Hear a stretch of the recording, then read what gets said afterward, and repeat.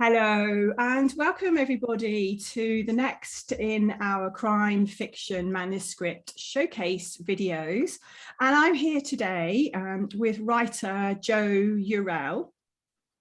And he's going to tell us a little bit about himself and his writing, and also talk to us about his upcoming novel. So Joe, lovely to meet you.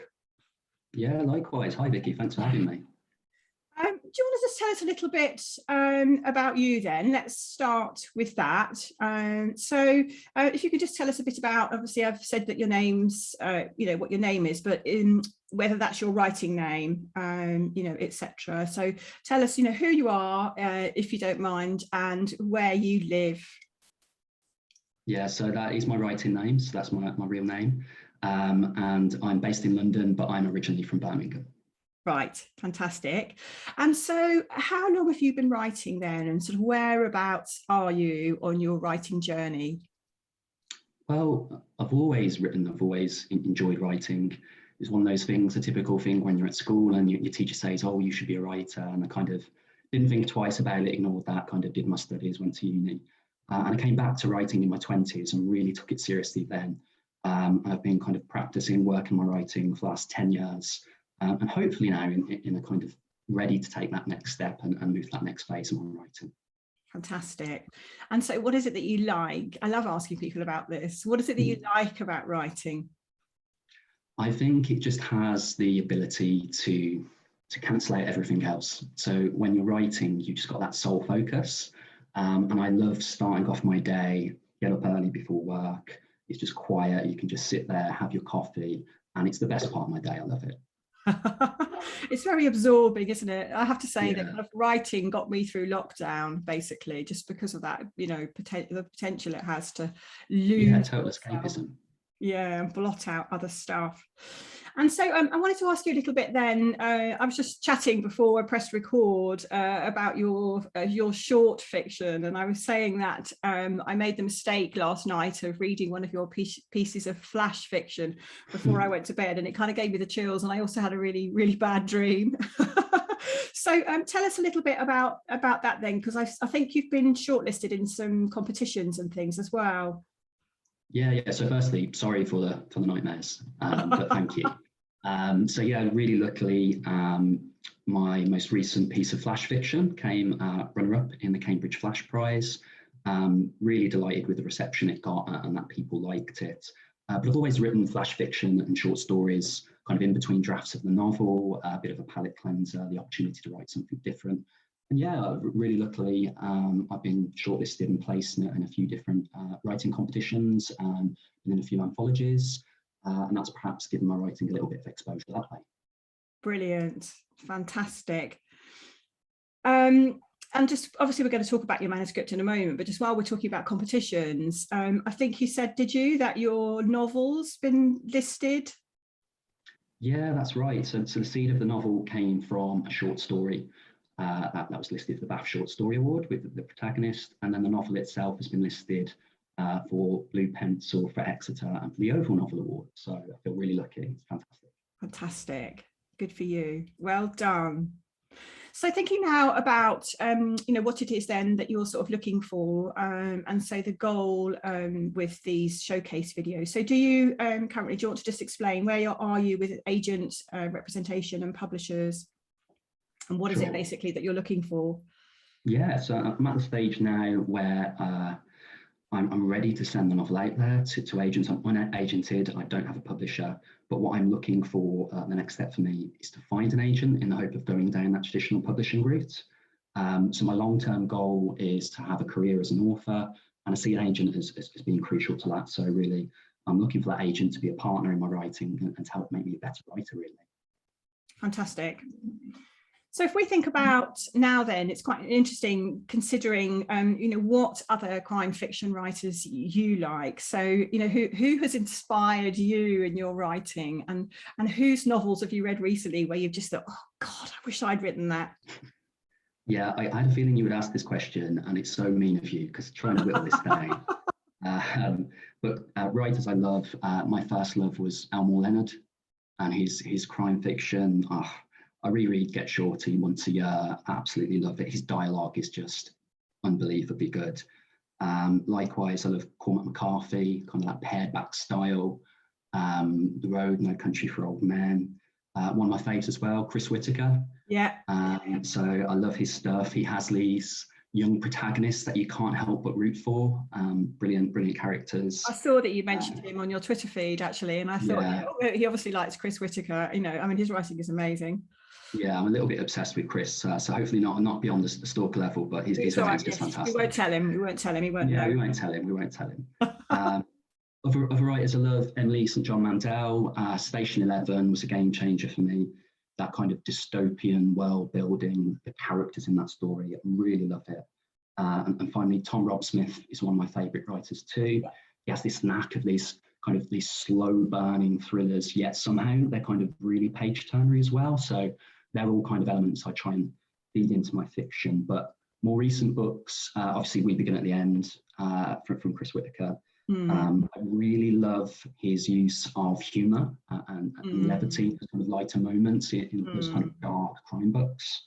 I read recently True Crime Story, Joseph Knox. Really original, plays with the form, fantastic. I love that. And I'm currently reading The Last House on Needless Street, Catriona Ward. Yeah. So I love kind of quirky, something that is a little bit genre bending as well. So hopefully an eclectic mix. She's a fantastic writer. I'm just reading her second one. And great stuff. Okay, so let's just talk a little bit then about your manuscript and what you've written. So do you want to just tell us then, so what is the subgenre and what's the length approximately at the moment? Yeah, sure. So it's historical fiction, historical crime thriller. It's set in Eastern Europe in the 80s at the end of the Cold War, but it's also dystopian. So it's partly an alternate history, and hopefully there's lots of world building in there to draw the reader into. The novel itself, it's 77,000 words. Okay. And whereabouts are you then with your sort of rewriting, kind of editing? Yeah, so I've worked hard on the book last 2.5 years. It's gone through various drafts, hopefully edited within an inch of its life. Yeah. And now, it's ready. I'm in a position where I kind of don't want to tinker with it anymore. Can't bear to change a word, and hopefully that's a good sign that it's ready for agents now. Great, fantastic. So it's a standalone, presumably then, is it? It is a standalone, but interestingly, I really think this story, as I was writing it, I think it has serious potential, and I've definitely got ideas and an outline of a story to turn it into a trilogy. So it is very much a standalone, but hopefully serious potential. Fantastic, brilliant. So I know this is a really difficult question. There's sort of, whose work would you say it's sort of similar to? And, the reason why people ask that, obviously, myself included, is because it's kind of, whereabouts, if you're thinking about shelves, in bookshops, etc. Publishing professionals kind of want to know where it's going to fit. And I think they also kind of like to know, that we know, where our novel kind of fits, what is it that we're writing. And so whose work would you say it's kind of similar to, or a cross between? Yeah, I mean, without obviously comparing myself to those writers, I'd say it's a cross between Child 44 and 1984, in the sense that the story hinges around a crime that the authorities don't want solved in a land where the law changes and no one quite understands the rules of how this place operates. So, but on the more contemporary side, I'd say it shares similarities with a book I read last year, Ben Creed's City of Ghosts. Right. Yeah. In the atmosphere and the setting, they've written this really damaged, determined protagonist that I think really resonates with one of my main characters too. So yeah, I'd say City of Ghosts. Oh, we're going to talk about characters in a bit. So the question that pops into my mind then was, why Eastern Europe? Do you have any connections with that particular part of the world? Yeah, not directly. I mean, it's a period of history that's always fascinated me. I studied it at school, but you know, it's an area I've researched and read. I've travelled in Eastern Europe, and hopefully, although I don't have that direct connection, I've taken certain details from my travels, you know, bits of, you know, people I've met, architecture, and fed that into the world building of the story. Lots of Google Earth, maybe. A little bit of that as well. Google Earth or Google Street Maps and so on. So fab.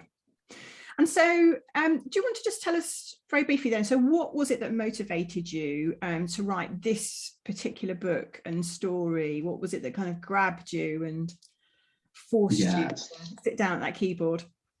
Well, it was literally like that at times. But as I say, I've always been fascinated by that period of history. And I think a lot of people have that obsession of East and West and the Cold War, particularly kind of late 80s and the Berlin Wall, fall of the Berlin Wall, which this is not ancient history. This is something that happened in my lifetime, in most of our lifetimes. It's unthinkable to look back and think that there was Eastern and West Berlin, East and West Germany. But for me, it was, you know, going to those museums, visiting Berlin, but seeing some of the images, for me, it was always more the people and the politics. There's this famous image of the guard jumping over the barbed wire. I'm not sure if you've seen it, Comrade Schumann. And it kind of triggered something in me, and other images I saw about, you know, what would it have been like for those particular people, not so the regime, but the everyday life. What does growing up in East Germany or the Eastern Bloc behind the Iron Curtain, what does that do to you as a person? How does it affect your children, your opportunities? What was everyday life like for them? And kind of those questions really spawned the story. And essentially it started off life as a short story. And when I was listed for the Bath Short Story Award, that really gave me a bit of confidence to say, no, actually, there is something in this story and I should keep going and ultimately into the novel. Fantastic. Gosh, you know, when you were talking there, it just reminded me of, you know, I did a summer once kind of backpacking around, you know, Eastern or Central Europe, this is now, but I must admit, you know, Berlin to a large extent, but Dresden in particular, you know, is just, my God, you know, just so atmospheric. And it's interesting, isn't it, that, you know, you can't really separate if you think about, what is it, the characters, or is it the place, or is it the politics? And, you know, in a sense, they're all interlinked, you know, aren't they? You know, one grows from another and, you know, affects the previous one and all the other things and So, okay, so just moving on then, if we could just look a little bit at the plot of your novel and the characters, and I'm going to ask you, if you wouldn't mind, that, you know, that horrible question about the elevator pitch. You know, do give us, if you wouldn't mind, an elevator pitch, if you have one, for your book. Yeah, absolutely.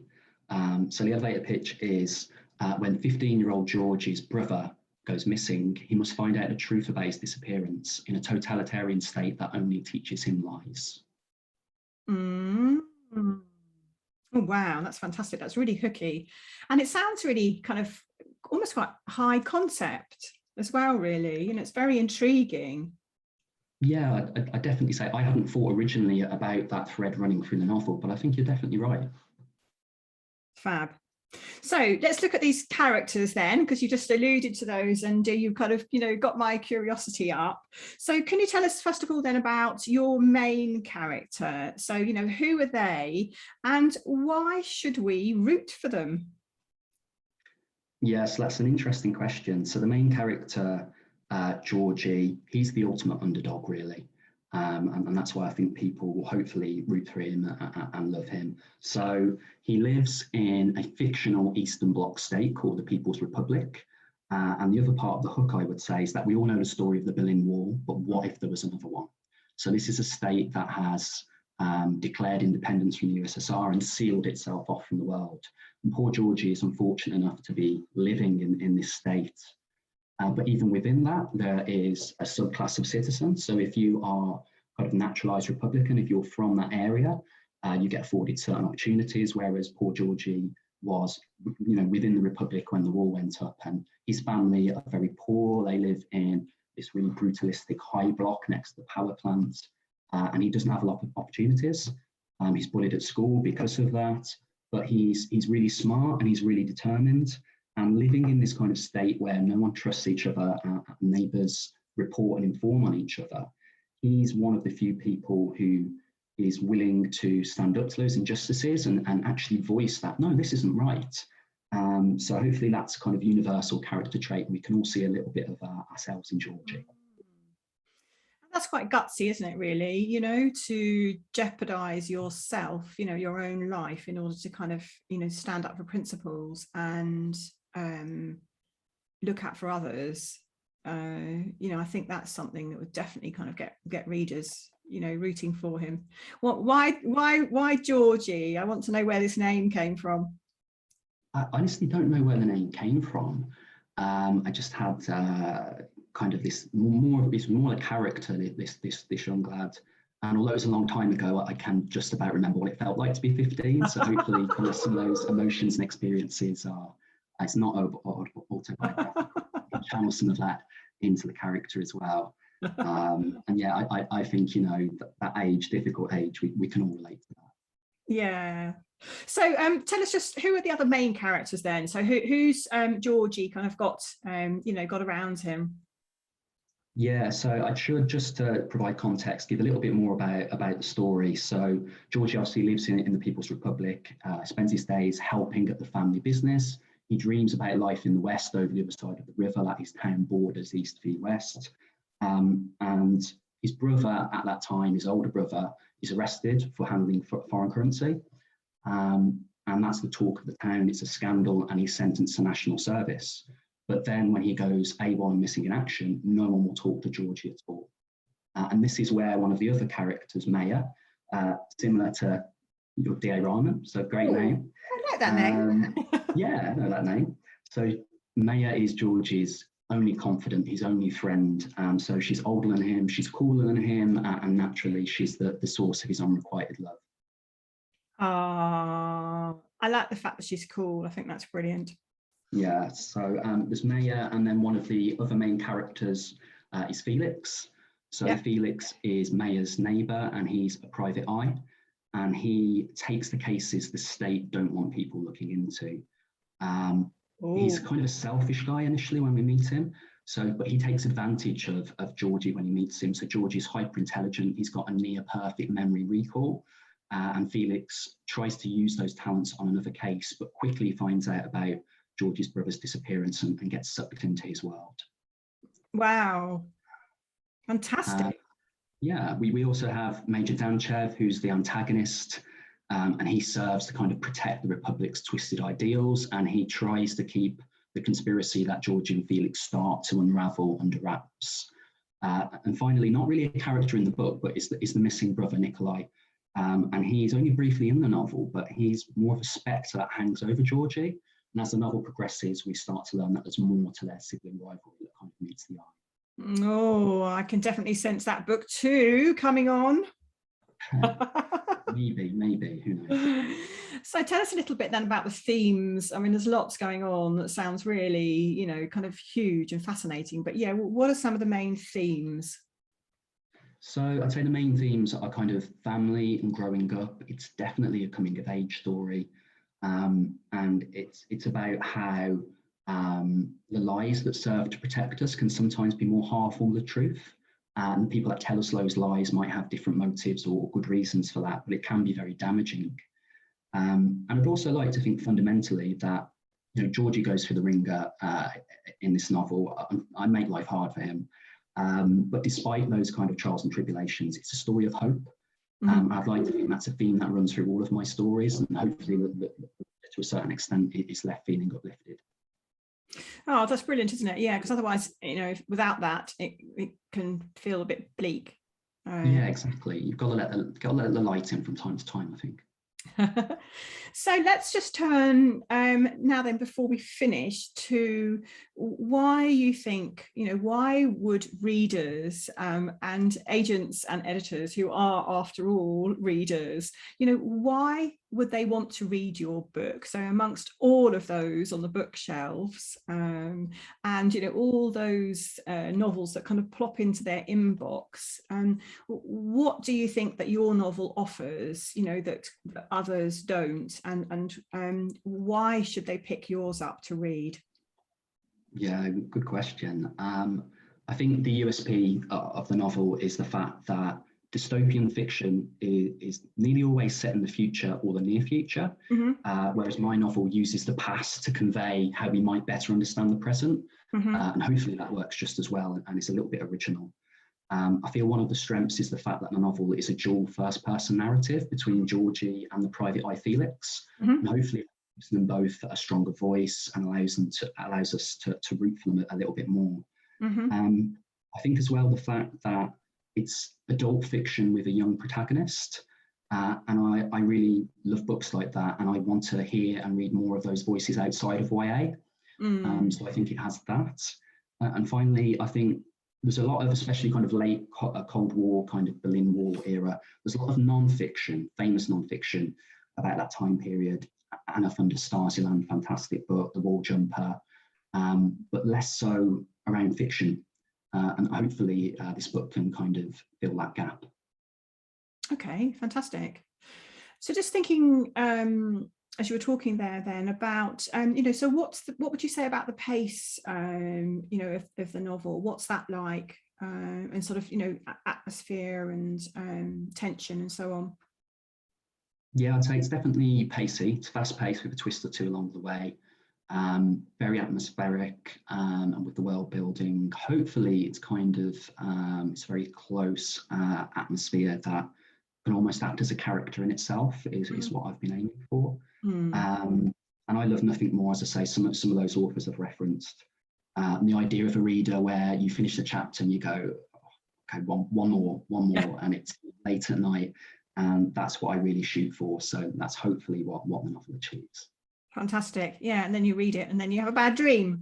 Yeah, maybe.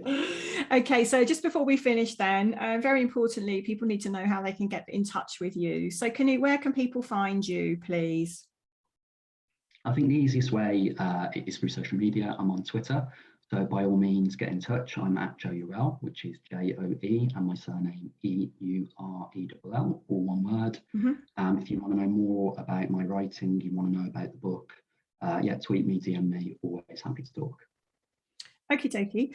And then the other thing I was going to ask is, just quickly before we go, is about, kind of any sort of following or audience that you currently have. So, how are you kind of trying to sort of build up, sort of a readership and, make connections? What can you tell us about that? Yeah, as I say, I make use of social media. I network with other writers. There's a few writers that I kind of swap work with.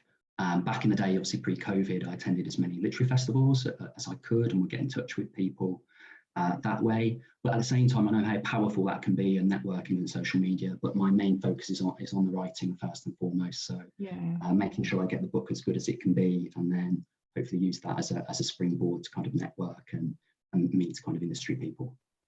That's fantastic, actually, because what you're doing there really is kind of hitting a couple of nails. So you're doing the industry stuff, learning about the industry, stuff, and finding out about, connecting with other people, finding out who's writing what, reading other people's work, whilst also with these amazing competition entries, which takes guts, kind of working on the craft side of things as well. So, kudos, well done to you. And so before we finish, is there anything else that you'd like to add? Anything else you'd like to sort of just share? Then now's your chance. Not really. The only thing I would say is an opportunity to embarrass you, Tracy, and just say thank you for putting this together. And I think it really shows in response to this how some of the submission process needs demystifying, and having things like this. What a fantastic opportunity. So thank you for today, and it's been a lot of fun talking to you. Yeah, you're most welcome. It's it's my pleasure. Okie dokie. So thanks ever so much for watching, guys. So this is Joe Eurell's crime fiction Manuscript showcase. I actually said that without falling over my teeth today. So Joe, it's been fantastic talking to you. It really has. And good luck with those competition entries. Keep them going, and I cannot wait to hear about progress with your novel. Thank you very much. Take care.